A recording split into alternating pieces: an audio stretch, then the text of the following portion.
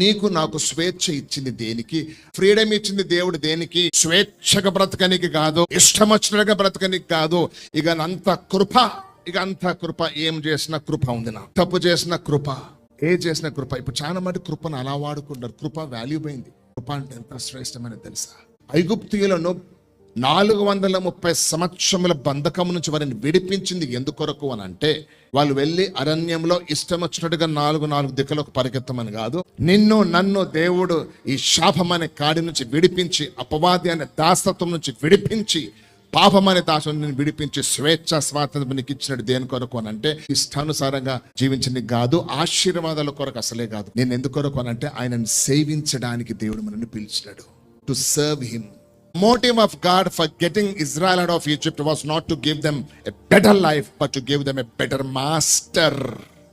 ఐగుప్తులో నుంచి తన ప్రజలను బయటికి తీసుకురావడానికి దేవుని యొక్క ఉద్దేశం ఏంటంటే, మంచి జీవితం ఇవ్వడం కాదు, మంచి యజమానుని ఇవ్వాలి. ఐగుప్తు దేశంలో ఈ దాసులంతా కూడా నమ్మకమైన దాసులుగా ఉన్నారు. వారిని కాలుతో బూట్తో తంతు ఉంటే కూడా వాళ్ళు, ముఖం మీద ఉమ్ము వేస్తున్నా కూడా వాళ్ళు, కొరరాలతో కొరుతున్నా కూడా వాళ్ళు ఎంత నమ్మకంగా ఉన్నారు తెలుసా?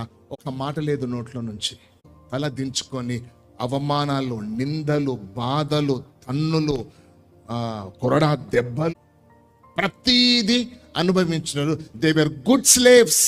మంచి దాసులు. వారు చాలా మంచి దాసులు. తిడితే ఏమని అన్నారా? కొడితే ఏమని అన్నారా? ఎదురు తిరిగినారా? ఎదురు మాట్లాడినారా? మాట్లాడలేదు. అంటే వాళ్ళు ఎవరు? చాలా నమ్మకమైన దాసులు, మంచి దాసులు.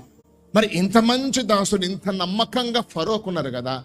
నేనే వారికి మాస్టర్ ఉంటే నాకు కూడా వీళ్ళు మంచి దాసత్వములో ఉంటారు కదా, నాకు లోబడి ఉంటారు కదా, మాట వింటారు కదా. అంటే ఇంత మంచి మాస్టర్ ఐగుప్తులో నుంచి ఫరోని ఓడించి వాళ్ళని బయటకు విడిపించి, ఇదిగో నేను మాస్టర్ అని చెప్పి దేవుడు వారికి ఇస్తే, ఈ మాస్టర్ మీద తిరుగుబాటు చేస్తున్నారు.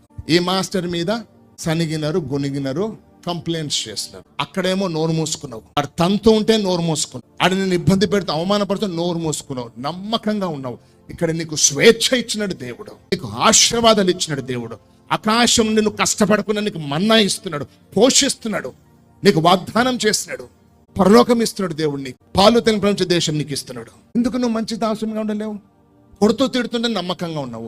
ఇక్కడ ఎందుకు నమ్మకంగా లేవు? ఇక్కడ ఎందుకు లేవు నమ్మకంగా? Pharaoh kill their babies but they kept quiet, just their mouths were shut. Pharaoh వాళ్ళ జ్యేష్ఠ కుమారుల్ని చంపినప్పటికీ వారు మౌనంగా నోరు మూసుకొని ఉన్నారు. He made their life hell on earth.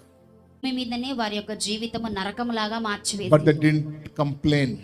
వారు ఎటువంటి ఫిర్యాదు గాని చేయలేదు ఫరో మీద. ఇంత మంచిగా లోబడుతున్నారు ఫరోకు అని అంటే, వీళ్ళకి స్వేచ్ఛ ఇస్తే కూడా వీళ్ళు నాకు చాలా మంచిగా లోబడతారు అనుకోని దేవుడు వారిని విడిపించి అరణ్యం తీసుకొని వస్తే స్వేచ్ఛ లైఫ్ అయిపోయింది వీరికి. పిల్లలను చంపిన వారినేమో గౌరవించినారు, వీళ్ళని కాపాడి స్వేచ్ఛ ఇచ్చి వాగ్దానం చేసిన ఆయనకేమో కంప్లైంట్స్ చేసినారు అని అంట.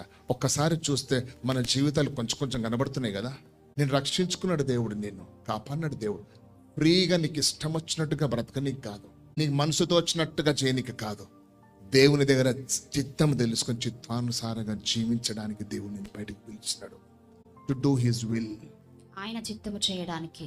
వారమంతా సోమవారం నుంచి శనివారం వరకు నీ ఇష్టమైన జీవితం జీవిస్తావు. ఆదివారం రోజు భక్తిగా కూర్చుంటావు. మళ్ళీ సోమవారం నుంచి మళ్ళీ నీ ఇష్టమైన జీవితం. ఎక్కడుంది దేవుని చిత్తం అనేది? ఎక్కడ నిజంగా దేవుని సంతోష పెడుతున్నావు? నువ్వు చేసేది నిజంగా దేవుడు సెలవిచ్చిండా? చెప్పినడా దేవుడు నీకు? ఆలోచన చేయండి. ఏ మాదిరికరమైన జీవితం జీవిస్తున్నావు? నిన్ను బట్టి ఒక మాట అంట, నీ ఇంట్లో ఎంత మేలు అవుతుంది. నమ్మకత్వంని ఎలా మెజర్ చేస్తాడు దేవుని జీవితంలో అంటే, ఈ రోజు వరకు నీకు ఇచ్చిన దాన్ని నువ్వు ఎంత వృద్ధి పరుస్తున్నావు అనే దాని మీదనే నమ్మకత్వాన్ని చూస్తాడు తండ్రి. నువ్వు ఎంత ఎదుగుతున్నావు, ఎంత ఫలిస్తున్నావు, సేవలో ఎంత అభివృద్ధి చెందుతున్నావు, ఎన్ని ఆత్మలను సంపాదించగలుగుతున్నావు, how much you are expanding, how much you are growing, నువ్వు ఎంత విస్తరిస్తున్నావు, ఎంత ఎదుగుతున్నావు అన్నది చూస్తా. దాని మీదనే ఆధారపడి ఉంటది. అంతే. బాప్తిజం తీసుకున్నప్పుడు నువ్వు ఎలా ఉన్నావు, ఇప్పుడు నువ్వు అలానే ఉన్నావు. ఇంకా దిగజారిపోతున్నావేమో. ఎక్కడ నమ్మకంగా ఉన్నావు దేవునికి? There is only 2 places you will go after this life.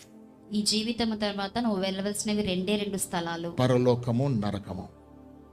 దేవుడు కావాలంటే పరలోకము, లోకం కావాలంటే నరకం. దీనికి తప్పించి వేరేది ఏది లేదు. డిసైడ్ చేసుకొని ఎవరికి నమ్మకంగా ఉంటావో, దాసునికి నమ్మకంగా, దేవునికి నమ్మకంగా ఉంటావా, అపవాదికి నమ్మకంగా ఉంటావా, ఒకసారి నువ్వు ఆలోచన చేసుకో. దేవుడు మనం దీవించిన